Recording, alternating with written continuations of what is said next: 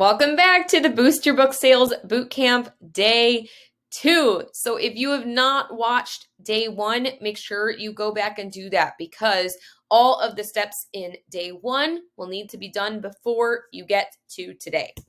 All right, so step 2, you are going to set up your systems. Now, yesterday we talked in detail about how to optimize all of your pages, how to optimize your website, how to optimize your Amazon page. Today, we are going to make sure that there are systems now set up within those pages so that you can work smarter, not harder. Because here's the thing, I have people ask all the time, Vicki, how are you in a million places? And I'm really not. It's just I have set up things in place so that when someone takes a certain action or does something specific, I have automations that will then trigger an event and help me do more with less time. It's kind of like having employees working for you 24/7. It's really cool. So on your website, you need to make sure that you have a place for people to subscribe to your newsletter. Okay, you don't have to offer anything in exchange. You will have some people that just subscribe because they like your content or they want to learn more, but you need a place for them to do that. Usually somewhere in the footer is a great place or just on the bottom of your homepage. Then you will also need a lead magnet. This is something that you offer for free in exchange for email addresses. Now, with your lead magnet, I see a lot of authors try to just offer a coloring page. But I know myself, if I'm scrolling through Facebook or scrolling on my phone, whatever, and something pops up and says free coloring page, I'm probably going to pass it by because I don't need a coloring page. Why do I need a coloring page? I don't. But if I were scrolling and I saw something like 100 free 100-page activity book to entertain your toddler this summer. Well, that I need. My toddler needs entertaining and this is free and it will help me do that. So yes, please, I will give you my email address, no problem.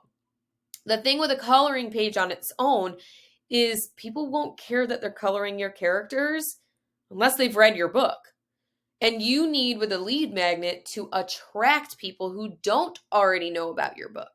So think about what you can offer. Think about what your target audience will actually care about and what will attract them.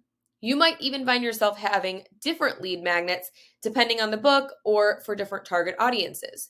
But it's important that you really sit down, provide something valuable, and think about who is going to want this, why they're going to want it.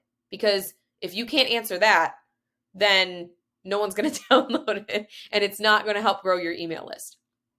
Then here's where the system comes in place. So you have those two things up. That in itself will take you a little bit to set up. You need email sequences that are triggered when those two things happen. So when someone subscribes to your website, an email should be triggered welcoming them and sharing a little bit about you, what you write, why you write, and then give them a call to action. What do you want them to do next? Do you want them to check out your books? Do you want them to like your Facebook page? Do you want them to leave a comment on a specific post or join your Facebook group? What do you want them to do? What is going to be most valuable to you as an author and your business? The same with a lead magnet. When someone puts in their email to get the lead magnet, an email sequence should be triggered that delivers that freebie for them. And then you should follow up with them. Every email should only have one call to action. And you should think about what action they're likely to take. Let's go back to the activity book example. So 100-page activity packet to entertain your toddler. So let's say that's the lead magnet. Email number 1 just delivers that to me. That's it. That's all there is to it. But inside that 100-page lead magnet packet, on that last page, maybe there's a QR code to a book specifically for toddlers, or a paid activity book with 200 activities to do this summer. Something relating to your lead magnet that is irresistible. With my own books, one of the things I do, because my target audience for my musical books is elementary music teachers, my lead magnet is an elementary music ed lesson plan that has to do with steps and skips. On the last page of the lead magnet is a QR code to the book, When Step Met Skip. Because if they liked a lesson plan about teaching steps and skips, they're probably going to like a picture book that teaches steps and skips as well. Okay, now that was a very specific example, but there's a lot of right ways to do this, and it will take you a little bit of time to figure it out. Then you need to think about what is the frequency of these triggers and these sequences. Okay, the subscribe welcome email should happen immediately. Delivering the lead magnet should happen immediately. But after that, how often do you want to send an email to your target audience? And what action do you want them to take with each email? You'll want to test this because some target audiences don't mind being emailed, every day or every other day.